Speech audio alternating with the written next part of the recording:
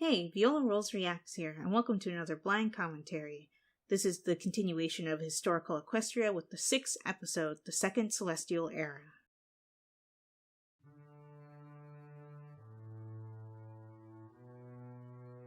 So this is obviously the era after Luna was banished to the moon that Celestia had to rule by herself. And we already know that the citizens sort of are wary of her because she sent her sister to the moon. Welcome back to the Canterlot Archives. I take it you're here because you finished your last book, am I right? I'm glad to see you enjoyed it. I like these intro segments where the audience is supposed to interact with her. Coming back for it soon. It hasn't been easy though. So many ponies are checking out historical texts lately. It seems there's been a great surge of interest in history. Right, you mentioned that every single time in the past couple of episodes. Well, in any case, I bet you're excited to get started on this volume. Let's not wait any longer, shall we? Oh, don't even need the book. Okay. Equestria was in a poor state following Nightmare Moon's attempted conquest, and many communities were left in ruins. Why? The High Pony Council was broken, made up of remnants of the herd of Astros, whom none were willing to follow after Luna's betrayal. Assistance was scattered and poorly organized, but a pony by the name of Guiding Light had succeeded in bringing her town together in that dark time. Guiding Light. And when others saw what she had done, they came to her asking for guidance. Seeing the hopeless state of her fellow Equestrians, Guiding Light gave her everything design. she It's could very to ease nice. their suffering. Spearheading the recovery efforts, Guiding Light established a collective of ponies to travel between the various settlements and aid in rebuilding. It was a union made up of Earth ponies, unicorns, and Pegasi. Each team so this unit eventually was became designated the to aid in a specific part of the EUP. work effort. Earth ponies repaired and restored the land. Unicorns would magically mend homes and cast protective wards, and the Pegasi would rein in the weather to make it more manageable. Of course, rebuilding Equestria was not quite so pedestrian as this. Nightmare Moon's rampage had awakened a great number of monsters from their slumber, and villages suffered under attacks from raiding diamond dogs as well. Ponies couldn't even travel alone safely, as bandits and thieves lurked in wait along the roads. Guiding Light arranged for her relief ponies to be trained by former soldiers, instructing them in self-defense and tactical combat. Each unit was trained to maximize their talents as a whole, and they became a sort of relief army. They marched the lands providing aid and protection, bringing discipline, order, and a considerable amount of hope to ponies in desperate need of it. This would become the foundation for the EUP Guard later on. Oh, okay. But while she was pleased with the restoration efforts, Guiding Light couldn't help but think of Equestria's absent monarch. And the longer she traveled, the more she saw how desperately Equestria needed its ruler. Right, She yeah, became Celestia angry with sealed Celestia for herself off. abandoning her people, seeing her as a princess in name only. But with so many ponies turning to her for leadership, Guiding Light realized she was in far over her head. Eventually, Guiding Light traveled to the Everfree Forest to find that it had once again become wild and dangerous. She ventured alone to the palace of the Royal Pony Sisters, intending to demand Celestia abdicate her rule and give her a very large piece of her mind. Oh, really? But when she confronted the princess, she was not met with the powerful alicorn she had expected. Princess Celestia was as broken as Equestria itself, overcome by her guilt and grief. Of all the ponies Guiding Light had seen and helped, Celestia was the most pitiful. Seeing the princess in such a heartbroken state, Guiding Light came to a different realization, that helping the princess was tantamount to helping Equestria. Healing the princess's broken heart would be the same as healing the land. And so Guiding Light swore herself to the princess, not as an aide or a protector, but as a friend. These are the events that are recounted to us from Guiding Light's own memoirs. It was Guiding Light who brought the princess back to her people, snapping Celestia out of her grief by reminding her of her love for her subjects and their dire need of her womb. She convinced the ponies of Equestria that Celestia needed them as much as they needed her. The relief army she had built became the protective pony platoons of the EUP to serve as Celestia's guard. And with guiding we see the Wonderbolt symbol in the air Celestia once again brought Equestria to an age of peace and prosperity. After the restoration was completed, the EUP held a celebration to mark what they called the First Celestial Year of Peace. It was held on the anniversary of Nightmare Moon's defeat. Guiding Light was by Celestia's that side. became the Summer Sun celebration. They held the first ever Summer Sun celebration. Guiding Light would remain Celestia's confidant until the end of her days. But not many ponies realized the impact she had on not just the princess, but Equestria's future. During her time at Celestia's side, Guiding Light began a project that would take the entirety of her life to complete. She took it upon herself to oversee the reconstruction of King Alloy's castle, which had fallen into ruin before even Discord's rise. As the unifier of the warring unicorns, Alloy served as an example to Guiding Light, who wanted to bring his ideals of equality and justice back to the ponies of Equestria. And with Celestia's support, this reconstructed castle would become the new capital city of Equestria, and the foundation of the Equestria we know today. This bright new era, brought together by Guiding Light and Celestia, is known as the Canterlot Restoration. When Guiding Light finally passed, Celestia personally oversaw her friend's funeral. A monument was built to her in the royal gardens of Canterlot, which can be visited even today. And while Celestia was saddened by the loss of her friend, she never again fell into the despair she had known after losing her sister. She instead continued her steadfast guardianship and guidance of Equestria, becoming a wiser, stronger ruler.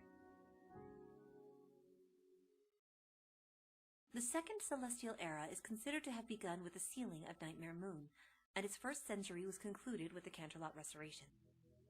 Following this, Equestria's spirit was revived, and Celestia encouraged her subjects to venture out as they had in the past.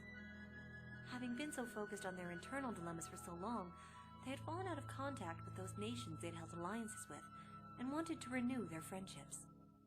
A new age of exploration had begun that would serve as Equestria's catapult into the future. And among the notable names of this era was an unlikely pony who would become the most infamous explorer of them all. A Pegasus pony by the name of Margarine. Margarine? When Equestria's rebuilding was complete, they once again took to the sea, reviving the designs of the ancient spellships used in the past. Equestria's enhancements in magic and technology made the ship stronger than ever before, and so many began voyages south and east. But there was one ship's captain with greater ambitions, and worked tirelessly to make his ship as strong as it could be. Margarine was the only explorer willing to attempt the dangerous voyage over Eternity's Crossing, which many ships had failed in the past. Oh, okay. As a result, it took some time before he could convince a crew to follow him. And when he sailed away, many expected him to fail as the others had. But Margarine was possessed of an unusual stubborn streak and an uncanny understanding of weather systems. Margarine was the first pony to successfully navigate Eternity's Crossing and reach the shores of the 5 Keating Kingdoms. Well, the first known pony, anyways. As Margarine would discover, the returning ship of the Keating visitors and the ponies who accompanied them, the Mikomi, had in fact made it across, but their ship was so badly damaged that they could never hope to rebuild it. And so, the Equestrians were taken in, much as they had done for the Keating, and their descendants lived on in the kingdoms. Because of them, the Keating rulers were more than happy to accept Celestia's offer of friendship, and they sent back with Margarine, one of their own princes, as an ambassador, to return the bones of those ponies to their home soil at long last. Margarine was hailed as a hero when he returned to Equestria, but he didn't stay long enough to enjoy the accolades. No sooner had he come home before he was once again plotting his next course. It's said that while navigating Eternity's Crossing, Margarine glimpsed what appeared to be a city within the heart of the storm. and afterwards he was forever driven to try and reach it. Oh. And while Margarine was sailing, there were other explorers traveling over land. They established first contact with the Percherons of Germany and the Boers of Tuscany. Of course, not all of these nations were welcoming, but there was never any want for open war. All nations were better off with the new trading routes established. Celestia wasted no time forming alliances with those countries discovered, but not all nations were open to the princess's negotiations. Oh, which ones weren't? While forging her alliances, Celestia attempted to establish a solid peace with the nearby Saddle Arabia, whom Equestria had known strained relations with ever since the First War. Unfortunately, Celestia's appearance to the royals of Saddle Arabia was not welcomed. As had been discovered they're still by scared of enduring patience in alicorns. centuries past, the Saddle Arabians had at one point been the slaves of the Alicorn kingdom. Now that Equestria was being openly ruled by an Alicorn, Saddle Arabia had taken a hostile stance towards their neighbors and refused Equestria entry of any sort. Saddle Arabia had become a powerful country in their own right, so if another war sparked with Equestria, the allies of both nations were bound to be dragged in. This was an outcome neither country desired, but the Saddle Arabians refused to budge on their stance and kept their borders closed. It seemed that peace with Saddle Arabia would never happen so long as Celestia ruled. Because of their sad history, the Arabians were motivated by fear and distrust, and were unwilling to even approach the table of discussion. Celestia had made it known she preferred a peaceful resolution, and in the past had shown herself more than willing to sacrifice herself for the sake of others. But Celestia's preferred choice of tactic would not work on an opponent unwilling to even speak with her. Instead, the princess took an aggressive stance towards Saddle Arabia, openly challenging the Sultan to single combat to resolve their issues. If he refused, he would appear as a coward, and his allies would abandon him. The Sultan had no choice but to accept Celestia's challenge, and the two of them finally came face to face. History marks the Sultan as the victor of that battle, but Celestia's intention had been to speak with him, not fight him. Nor did she simply surrender the fight. Had she thrown the battle, the Sultan would have been insulted, leaving no hope of resolution. Instead, she agreed to the Sultan's demands of a battle without magic, and fought him with honor to the very best of her ability. This earned the Sultan's respect, and when the battle concluded, it was the Sultan himself who proposed they remain and discuss the futures of their countries together. Okay, that's probably what Celestia was planning. The Sultan was able to see that the princess was not the same as the Alicorns that had enslaved his people long ago. He expressed his despair to her and his desire to free his people from their ancient fears. To do this, Celestia proposed that the two of them enter the Alicorn sanctuary buried in the desert, so that the Sultan could put an end to that fear with his own two hooves. The Sultan agreed, and with Celestia's magic, the seal on the ancient temple was lifted, letting them finally discover what lay within.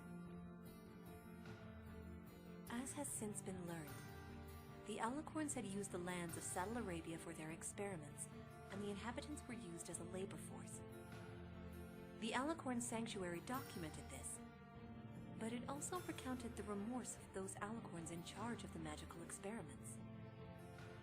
They had devastated a once beautiful land and brought great suffering to a people they had cruelly assumed to be inferior.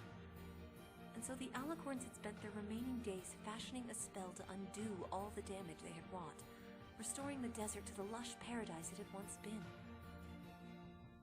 But this spell of restoration had never been activated, and was left behind when the cataclysm struck, when all other remnants of the Alicorn kingdom had vanished. It was a final and only apology Alicorn to the magic forces can of activate Saddle it, Arabia, probably. with a message stating their hope that one day they would be able to use it. This revelation came as quite a shock to the Arabian Sultan. It changed the history of his people, and all their past assumptions. What the Alicorns had left them was a great gift. But the irony was that it was far too late for the gift to work. The horses of Saddle Arabia had learned to survive in the harsh desert over countless centuries, adapting themselves to the arid region and thriving in a place where no life should be able to. While a restoration spell might have turned the desert into a paradise, his people would again have to learn to survive in an all-new environment. Their struggle over and they the would long get mad centuries over would that. become meaningless. And so, at the request of the Sultan, Princess Celestia once again sealed the Alicorn Sanctuary. Only, this time, with an exception.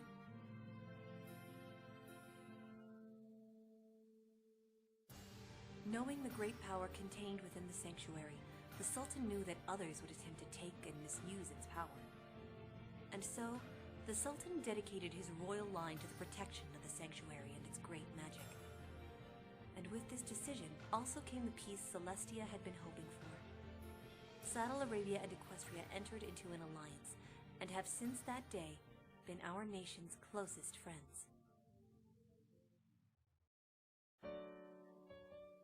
This concludes That's the end of that volume. It might be a condensed version, but you can start to see what these events are building to. And the next volume is the very last in the series. But that's for next time. You know, we've had so many ponies asking about history lately that the head librarian is considering starting a class of sorts to teach ponies who are interested. Let me know how you enjoyed Volume 6, and I'll see you at the archives next month. Okay, and like she said, there's one more volume to go. And yeah, I'm excited to get to that one.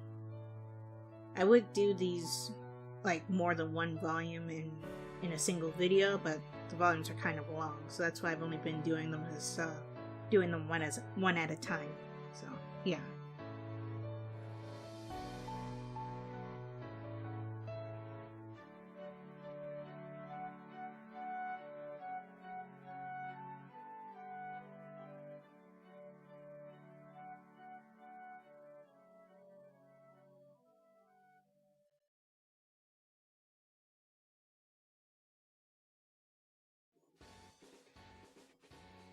And we're back at the Overmare's office. Here we are at the end of episode 6. Only one more episode to go for the condensed history of Equestria. And have I got plans? Following that, we'll have our subscriber special Q&A, where we'll answer questions from the fans. If you haven't done so yet, use the link in the description to reach the Ask box of our Tumblr. Specify if the question is for me or for Sky Shadow, and we'll do our best to get them all answered. Following our Q&A, we'll be reopening the history polls and launching our History of the Zebras. So keep your eyes peeled, Equestrian history buffs. Your Overmare is out.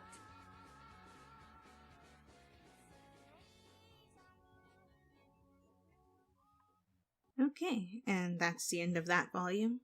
Yeah, I liked it. Also, the touch with Saddle Arabia, since we didn't really get to know Saddle Arabia in the show. I'm glad to see that this fan video has sort of filled in the gaps for that one and given them a backstory and everything. Because it did seem to imply in the show, at least, that they were trying to mend or build relations with Saddle Arabia, but never came to fruition in the show. But yeah, I really enjoyed this episode, and there will be a link to Historical Equestria's channel in the description below. If you guys enjoyed this video, be sure to like, comment, share, and subscribe, and I'll talk to you guys next time.